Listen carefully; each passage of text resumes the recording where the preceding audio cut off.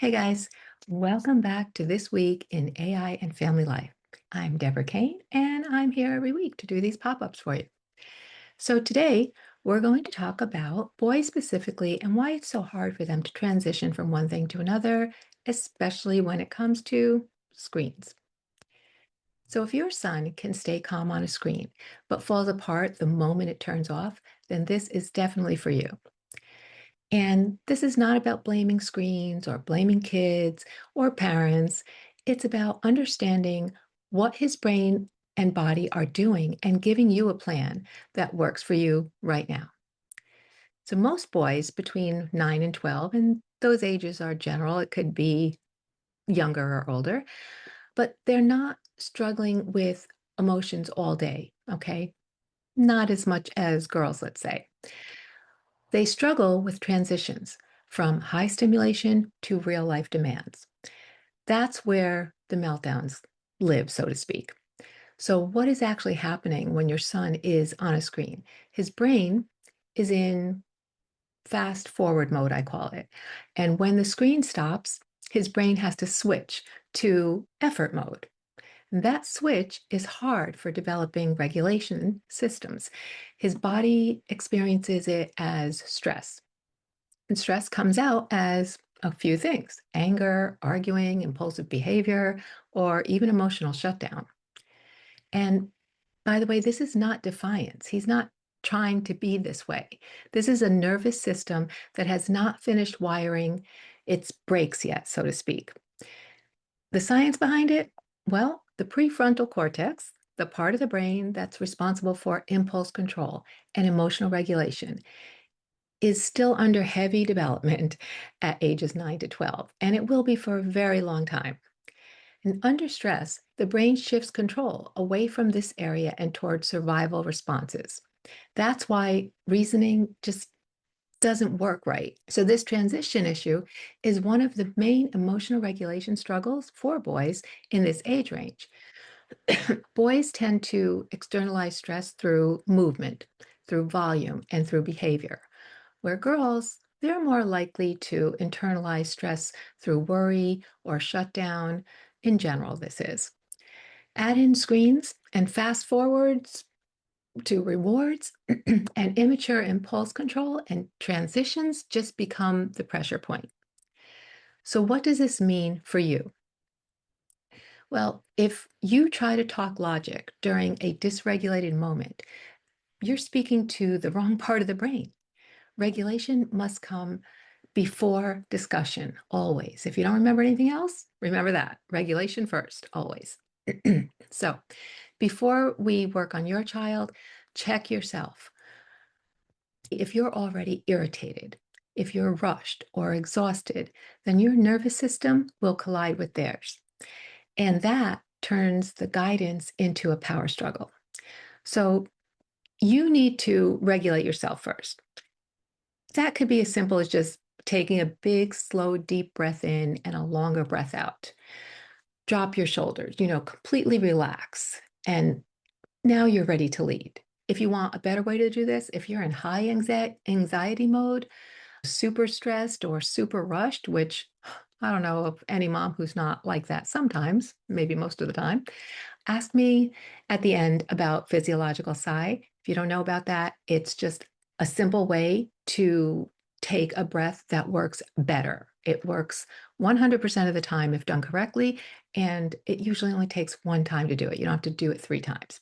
Anyway, if you're interested, pop that in the chat and I'll send you a link or I'll explain that to you. Okay, so moving on. I call this the 3-step post-screen reset. Okay, step 1 is you're going to prime the landing. This is just telling what's going to happen before it happens, before the screen ends, in other words.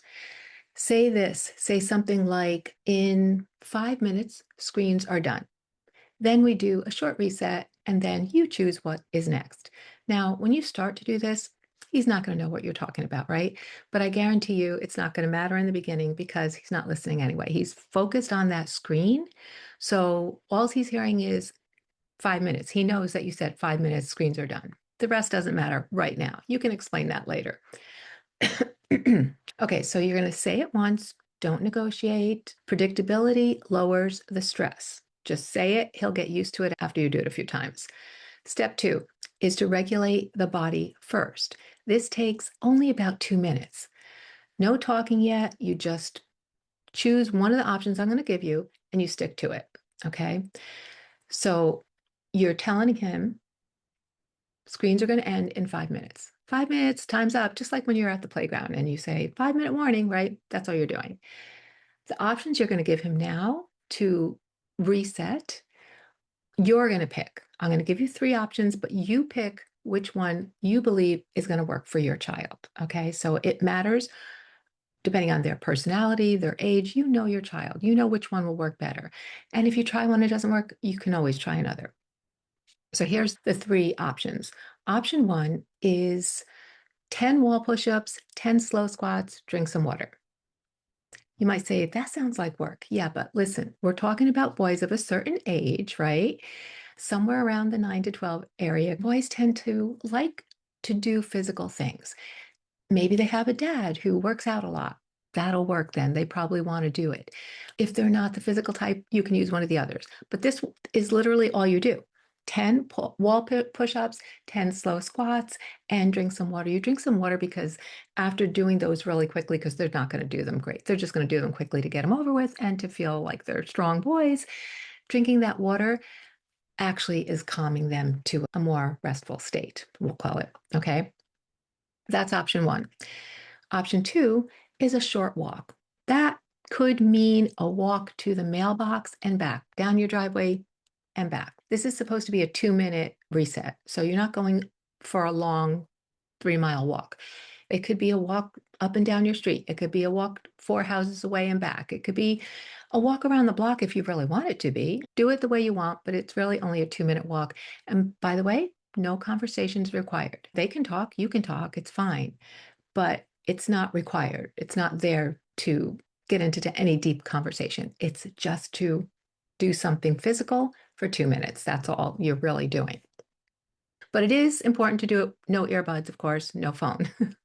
Just you and your son walking for 2 minutes. That's it. And it could just be your son. If he wants to do that himself, that's fine too. It's just for him anyway. Just make sure, again, he's doing it with nothing in his ear. Option three is deep pressure.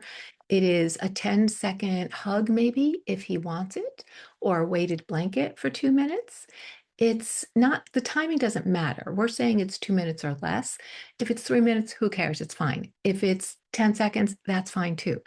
So long as it's enough to bring him to calmness. Even if he's not acting anxious, transitioning off of screens for boys is hard. And they were in deep focus with that screen, and they probably didn't want to get off of it. Whether they were on it for 30 minutes or 60 minutes, they probably didn't want to get off. They were enjoying themselves, right?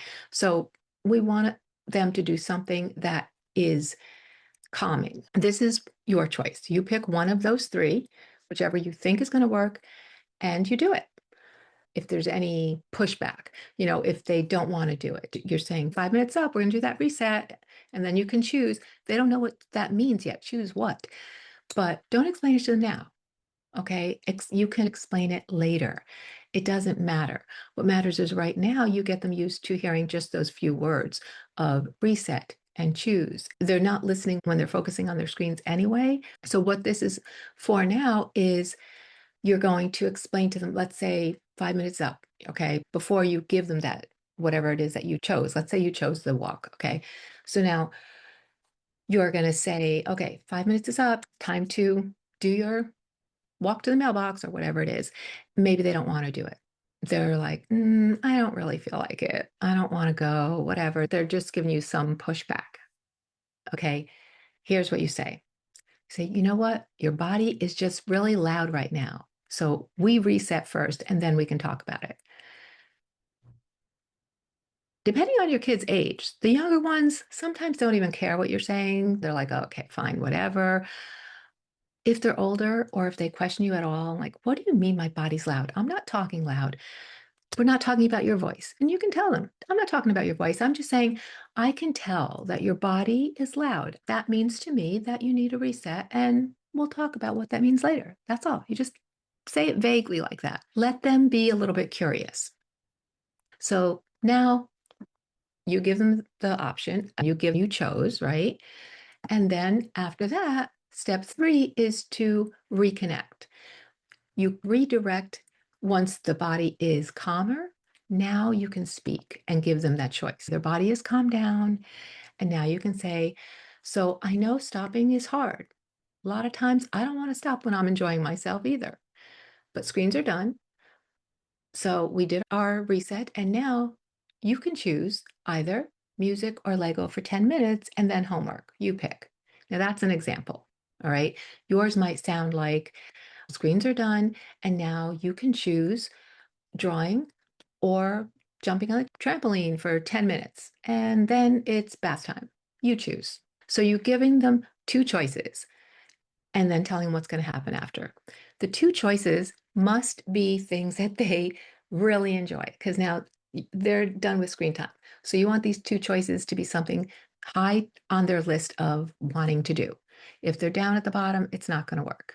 All right. So make sure it's something that you know they love to do and only give them two choices. Then the next thing is just so that they know what to expect, whether that's homework, whether that's bath time, whether that's dinner time, whether that's going to baseball, just tell them what's going to happen after that 10 minutes. This helps them to just do it. Now, if this escalates, what you can remember is 80% of the time it's going to just work. The other 20%, they might give you pushback. Okay. So if it escalates, you can say something like this: I'm not arguing right now. You're safe. Screens are still done, but we're going to reset first. And then you can choose. You just tell them, you just repeat it in a calm, very easy tone. Tone matters above everything when we're talking about this. So again, you tell them, I'm not arguing. You're safe. Screens are still done. And you're going to reset first. Then we'll talk. Just keep repeating it and it will come naturally to you. So what you want to do is to build your own plan. Ask yourself before you start to implement, ask yourself, what time of day does this usually happen? When are they on screen times? To figure out, is that usually before dinner, after dinner, before bed? Is it in the morning? Is it when they come home from school? Because you can tell it might happen more so when they are on their screens right after school as opposed to right after dinner. Know your kids, come up with a plan that works. And if one time is more stressful than the other, you can always switch that up, right? So, what behavior shows up afterwards? It could be anger, tears, arguing, hyper energy, even shutdown. All right. So, you choose one prime line, one reset option, and one redirect routine. That's all this is, 3 steps. The prime is telling them what's going to happen. 5 minutes, screen's over. The reset option, which you choose and tell them. Okay. And then the redirect routine, they're choosing between two options that you give them. Okay, so they're not getting a lot of choices, but they're getting some. And it's being done very quickly, so they're more apt to just do it. For example, a 10-year-old who explodes after gaming, maybe at 6 p.m., okay? The prime could be 5 minutes left, then reset, then dinner. The reset, for let's say, use for an example, wall push-ups plus water, redirect, okay? It doesn't have to be both. This is, make it your own. It doesn't have to be wall push-ups and squats. It could be one or the other. It could be push-ups. It could be, jumping jacks. I mean, it could be anything. Just make it something that your kid isn't that resistant to, but will give him something physical. Okay, whether that's jumping jacks or just walking, it's physical. And then the calmness, walking helps to calm, and the water helps to calm after something really high physical, right? So know your kid, always customize these to yourself. And if you have any questions, put them in the chat. Okay, then the redirect, you get to choose between music and Legos, whatever, for 10 minutes, and then we're going to set the table. That's how that works. All right. So there's some common mistakes that a lot of moms make, a lot of people make. First, One is turning off screens mid-level. Try and wait for an easier time to turn them off. You can't always do this, but when you can, it works much better if it's not like in the middle of something that they're trying to get through. Use your common sense here. You can't wait for 20 minutes for that to happen, but if you're giving them the warning, they know when to expect it. And if that 5 minutes is up, and what you can't do is negotiate when they say, oh, 5 minutes more because I'm almost through. No, you can't do that. I told you it's 5 minutes. It has to be over, but 30 seconds isn't going to matter. Okay. Mistake number two is talking too much during the meltdown. They're not listening anyway. That's why when they're having a meltdown, or even if it's not a meltdown, if it's just shut down, or you could tell they're angry because they wanted to stay on, they're not focused on you. They're in their head. So that's why I say keep it to just a couple of words. They're not going to hear the rest. Just give them a couple of words at a time. Don't try and explain it at that time. You can explain it later or before or both until they get it. Mistake number three is taking the attitude personally. This is not about you. It's never about you when this is going on. It's just simply they don't know how to regulate fast enough to get to where you want them to be. All right. So remember, your son is not broken. He is borrowing your regulation while his brain is finishing to build its own. So when you lead his body first, his behavior follows. Now, I'm not telling you that it's your fault that he's following your lead. I'm saying know that all kids, not just boys, are following your lead. If you are anxious, they're going to be anxious. It just shows up differently in boys and girls, usually. So definitely take your breath first. If you need a minute, if you need 5 minutes, whatever you need, take that before jumping into anything like this. Remember, if your son could regulate perfectly after screens, he'd be teaching this pop-up, and you and I would both be on a beach somewhere. Oh, that sounds good right now. Okay, so if you want a done-for-you plan, I have a simple framework that helps you set screen boundaries without daily battles. It teaches regulation skills that stick and build executive function over time. If you want my printable 3-step screen reset plus the scripts, just comment reset. I'll give it to you for free. And if you want more, go to daclife.com, look me up, find me on Insta, and come have a chat. DM me. I'm always glad to answer your questions. I have other programs out there, and I hope you enjoyed this and got something really good out of it. I'll see you next week, guys.